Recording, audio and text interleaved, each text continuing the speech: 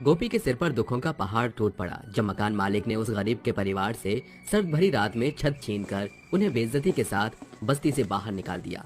उसके दोनों बच्चे बंटी और बबली बिलखते हुए बोल पड़े, पिताजी, इन बुरे अंकल ने हमें हमारे घर से क्यों निकाल दिया? पिताजी, अब क्या हम भी गरीब लोगों की तरह फुटपाथ पर रहेंगे?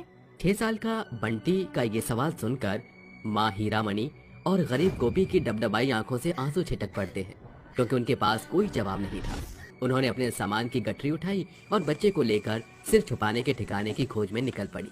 तभी ठंडी ठंडी हवाएं उनसे टकराने लगी, जिससे उस गरीब परिवार के क्या बड़े क्या बच्चे सभी के रोए सिहर उठे।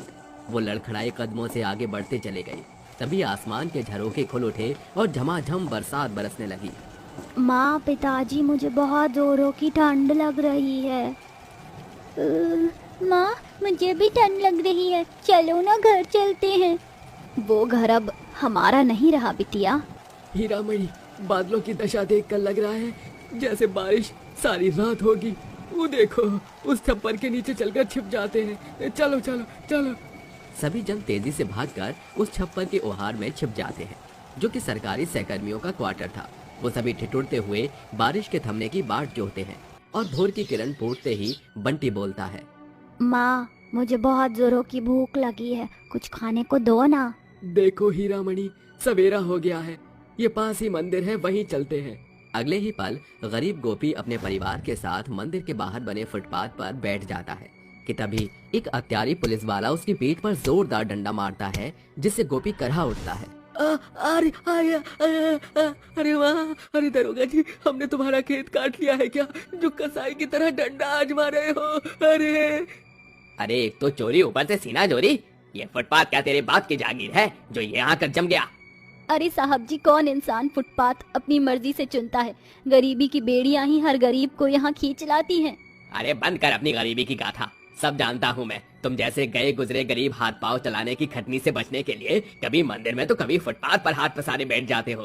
सीधे मन से रफू चक्कर हो जाओ, वरना दूं खर्चा पानी।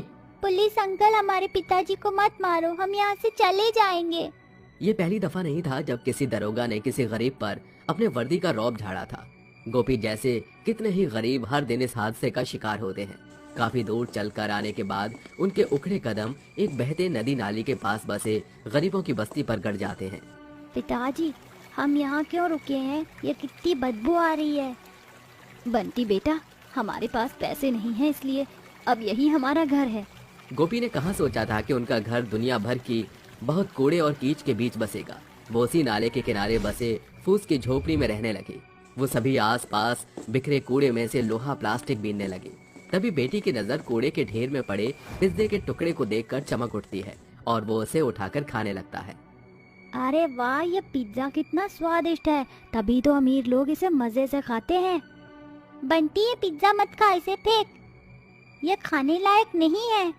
नहीं दीदी, ये पिज्जा खराब नहीं है, खाकर देखो, ये बहुत स्वादिष्ट है। अपने भाई के मुंह से पिज्जा की वाहवाही सुनकर बबली ललचाई आंखों से देखती हुई उस पर लपक पड़ती है और कहती है, अरे वाह, सचमुच ये पिज्जा तो बहुत स्वादिष्ट है, जाते ही मुंह में घुल गया। पता है बंटी, बड़े बड़े घरों के बच्चे हर दिन पिज्जा बर्गर खाते हैं। काश कि हम भी अमीरों के घर पैदा हुए होते तो आज हमें भी महंगी महंगी चीज खाने को मिलती। अपने बच्चों की ये बातें सुनकर गरीब गोपी और हीरामणि की आंखें आंसू से तरबतर हो जाती हैं। अरे देख रही हो हीरामणि, हमारी आंखों के सामने हमारे बच्चे कचरे में पड़े खाने का कौर खा रहे और हम कुछ नहीं कर पा रहे। ये दिन देखना मेरे लिए मर मिटने के बराबर है। अजी, ऐसा ना कहो, भगवान ने चाहा तो एक दिन हम अपने बच्चों को अपने कमाए पैसे से अमीरों वाला खाना खरीद कर खिलाएंगे।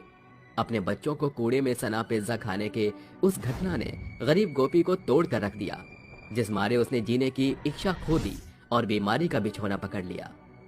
ऐसे में हीरामणि का सारा ध्यान उसकी देखभाल में जुट गया।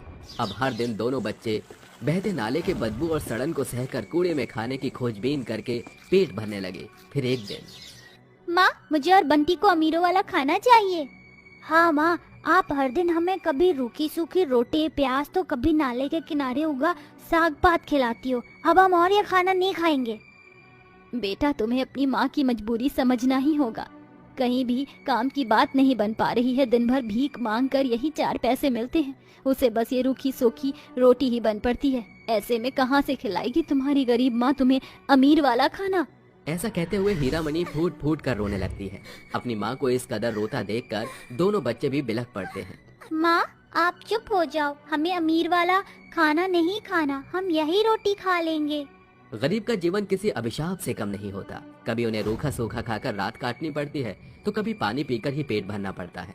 ऐसे में जहाँ अमीरों के घर का खाना घी में चुपड़ी जाता है, वहीं गरीबों के घर का चूल्हा जलने पर भी सैकड़ों आफत पड़ती है। मगर बच्चों की आंखों में बसा अमीरों का खाना खाने की आस अभी उजागर थी। उसी बीच हीरामणि की तबीयत बिगड़ जाती है। वो बिस्तर पर पड़ी जोर जोर से खांस रही होती है।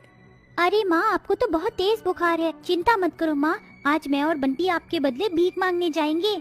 हाँ माँ, कल मैंने मंदिर के भिखारियों को भीख मांगकर जाते देखा था और अब मैं भी भीख मांगना सीख चुका हूँ। इसके बाद दोनों भाई बहन मंदिर में आकर भिखारियों के बीच बैठ जाते हैं। तभी एक अमीर इंसान बारी बारी सभी को खाना देता है।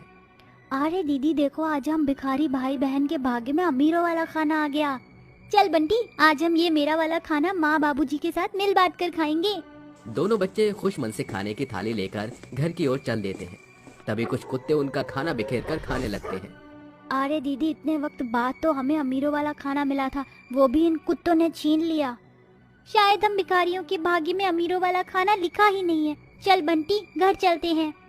सामने की कार में सवार एक महिला उन बच्चों की बातें सुन रही थी और उनका पीछा करते हुए उनके घर आ पहुंचती है।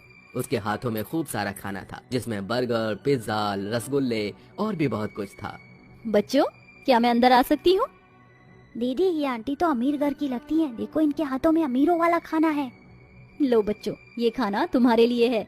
भूख से ललकते बच्चे स्वादिष्ट खाने की थाली छीन कर खाने लगते हैं।